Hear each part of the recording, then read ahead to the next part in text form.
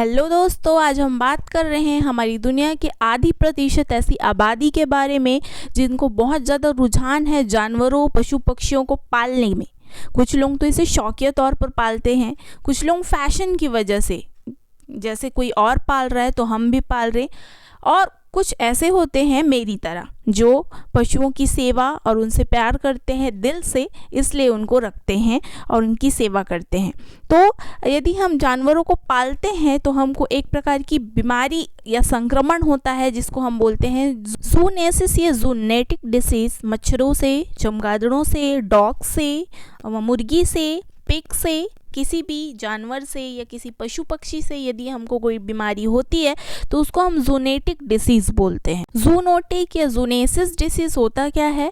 ऐसी बीमारियां या ऐसा इन्फेक्शन जो कि एनिमल्स के थ्रू ह्यूमंस बीइंग को होता है या जानवरों के द्वारा मनुष्यों को होता है, उसको हम बोलते हैं जूनोटिक डिसीज़। और इसको कॉज कौन करता है? वही सब जो बाकी बीमारियों को कॉज करते हैं, जैसे कि viruses, bacteria, fungi and parasites. हम देखते हैं कि जूनोटिक डिसीज़ कौन कौन से होते हैं। तो कुछ कॉमन जूनोटिक डिसीज़ है bird flu, chikungunya, dengue, plague, Nipah virus infection, कोविड-19 जिसको कहा गया था कि वो बैट्स से होते हैं, rabies, scrub typhus, swine flu, leptospirosis. तो ये सब बीमारियां हैं जो कि जूनोटिक डिसीज़ में आती हैं, जो कि एनिमल से ह्यूमंस में हो जाती हैं। अब हम देखते हैं कि ये फैलता कैसे है।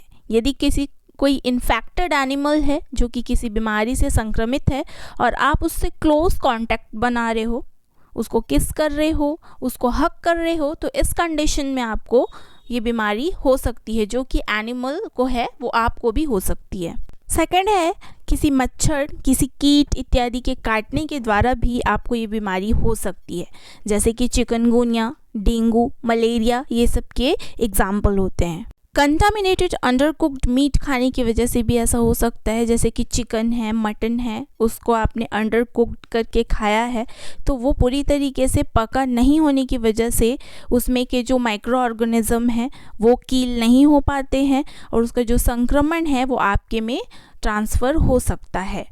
या फिर आप किसी ऐसे एरिया के संपर्क में आ रहे हैं जहाँ पर कोई इन्फेक्टेड एनिमल ने यूरिन पास आउट किया है या उसका सलाइवा है, थूक है, तो इस कंडीशन में भी आप उस संक्रमण के संपर्क में आ सकते हैं। अब हम देखते हैं कि इन सब चीज़ों से बचा कैसे जाए। किसी भी प्रकार का कोई डिसीज़ या फिर संक्रमण के कांटेक्ट में आने से हम फ्रिक्वेंट हैंड वॉशिंग करके बच सकते हैं।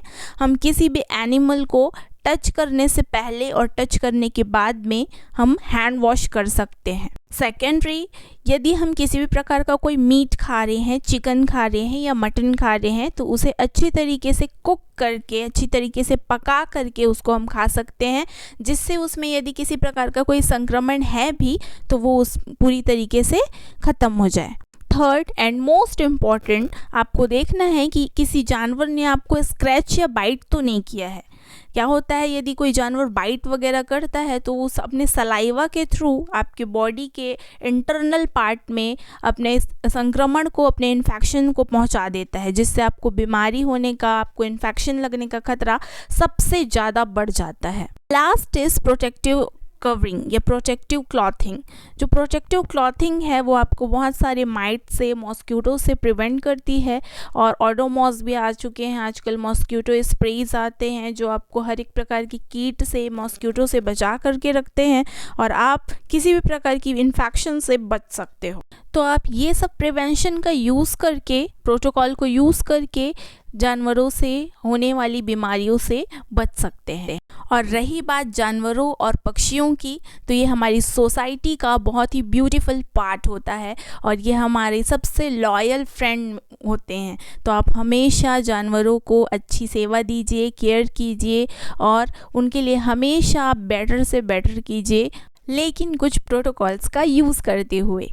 Thanks for watching.